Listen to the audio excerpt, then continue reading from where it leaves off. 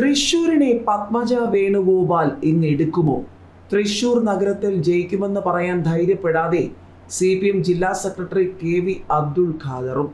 തൃശൂർ നഗരത്തിൽ BJP സ്ഥാനാർത്ഥി പത്മജ ജയിക്കുമെന്ന ആത്മവിശ്വാസത്തോടെ പ്രവർത്തകർ ഒരു വശത്ത്, മറുവശത്ത് CPMന് ആശങ്കയാണോ എന്ന ചർച്ചകൾ.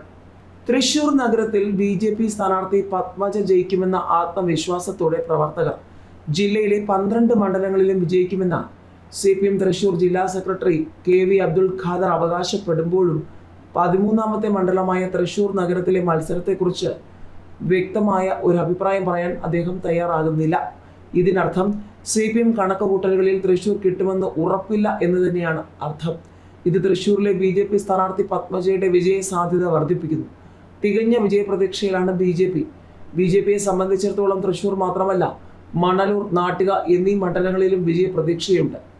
LDFിന് വേണ്ടി ദുർബലനായ ജില്ലയ്ക്ക് പുറത്തു നിന്നുള്ള ആലങ്കോട് ലീലാകൃഷ്ണനെയാണ് CPI മത്സരിപ്പിച്ചത്. ഇവിടെ തുടക്കം മുതലേ പ്രധാന പോര് UDF സ്ഥാനാർത്ഥി രാജൻ പലനും പത്മജയും തമ്മിലാണ്. ക്രിസ്തീയ സഭയ്ക്ക് വലിയ ശക്തിയുള്ള മണ്ഡലമാണ് തൃശൂർ നഗരം. FCRA പ്രശ്നത്തിന്റെ പേരിൽ ക്രിസ്ത്യൻ വോട്ടുകൾ UDFന് അനുകൂലമായി കേന്ദ്രീകരിക്കപ്പെട്ടതായി UDF അവകാശപ്പെടുമ്പോഴും തൃശൂരിന്റെ കാര്യത്തിൽ ഈ വോട്ടുകൾ ഭിന്നിക്കുമെന്ന് BJP കരുതുന്നു. തൃശൂരിലെ നാട്ടിക, ഒല്ലൂർ, ചാലക്കുടി, ഇരിങ്ങാലക്കുട, കൊടുങ്ങല്ലൂർ, ഗുരുവായൂർ, പുതുക്കാട്, കയ്പമംഗലം, മണലൂർ, വടക്കാഞ്ചേരി, ചേലക്കര എന്നീ മണ്ഡലങ്ങളിൽ CPM ജയിക്കുമെന്ന CPM തൃശൂർ ജില്ലാ സെക്രട്ടറി KV അബ്ദുൾ ഖാദർ അവകാശപ്പെടുമ്പോഴും തൃശൂർ നഗരത്തെക്കുറിച്ച് കൃത്യമായി ഒരു പ്രവചനം നടത്താൻ CPM ഭയപ്പെടുകയാണോ എന്നാണ് ചോദ്യം. ശക്തമായ ത്രികോണ മത്സരമാണ് തൃശൂർ നഗരത്തിൽ നടന്നത്. അതിനാൽ തൃശൂരിലെ ഭരത്തെക്കുറിച്ച് ശക്തമായ അവകാശവാദം നടത്താൻ ഞങ്ങൾക്കാവില്ല. ഇതായിരുന്നു KV അബ്ദുൾ ഖാദറിന്റെ പ്രതികരണം.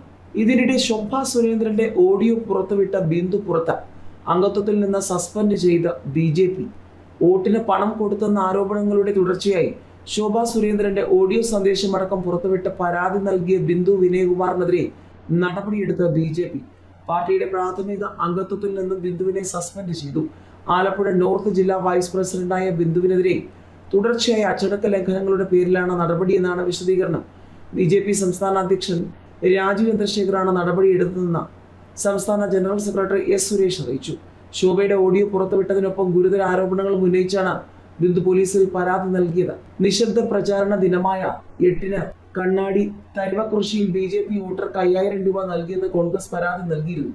വീഡിയോ ദൃശ്യങ്ങൾ പുറത്തു വന്നതോടെ ജില്ലാ കളക്ടറുടെ നിർദ്ദേശപ്രകാരം തെരഞ്ഞെടുപ്പ് ഫ്ലൈയിങ് സ്ക്വാഡ് സ്ഥലത്തെത്തി വോട്ടറുടെ മൊഴി രേഖപ്പെടുത്തിയിരുന്നു. ഫ്ലൈയിങ് സ്ക്വാഡ് ഉദ്യോഗസ്ഥൻ നൽകിയ വിവരത്തിന്റെ അടിസ്ഥാനത്തിൽ പാലക്കാട് ടൗൺ സൗത്ത് പോലീസ് കേസെടുത്തു. ശോഭയുടെ മൊഴിയും രേഖപ്പെടുത്തി. വിവാദം BJPക്ക് തിരിച്ചടിയായി. ഈ വിവാദത്തിൽ ബിന്ദുവിന് പങ്കുണ്ടെന്നാണ് ശോഭ ആരോപിക്കുന്നത്. നിങ്ങൾ BJP പ്രവർത്തക അല്ലേ എന്ന് ചോദിച്ചാണ് ശോഭ സംഭാഷണം തുടങ്ങുന്നത്. പാലക്കാട്ടെ വോട്ടർക്ക് പണം നൽകിയ സ്ത്രീക്ക് പിന്നിൽ ബിന്ദുവാണെന്ന് ആരോപിക്കുന്ന ശോഭ അടിച്ച് പണിക്കുറ്റം തീർക്കുമെന്നാണ് ഫോൺ സന്ദേശത്തിൽ പറയുന്നത്.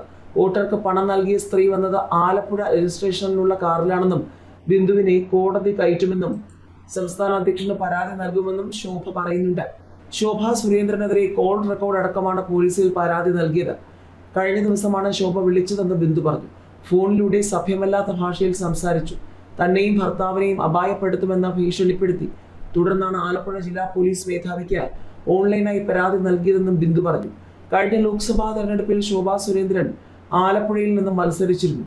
അന്നു മുതൽ നിലനിൽക്കുന്ന കടുത്ത വിഭാഗീയതയുടെ തുടർച്ചയാണ് ഇപ്പോഴത്തെ സംഭവ വികാസങ്ങൾ. പാർട്ടിയെ 2 ജില്ലകളായി തിരിച്ചതിന് പിന്നാലെ രൂപപ്പെട്ട ചേരിതിരിവുകളാണ് പുതിയ വിവാദങ്ങൾക്ക് അടിസ്ഥാനമെന്നാണ് സൂചന.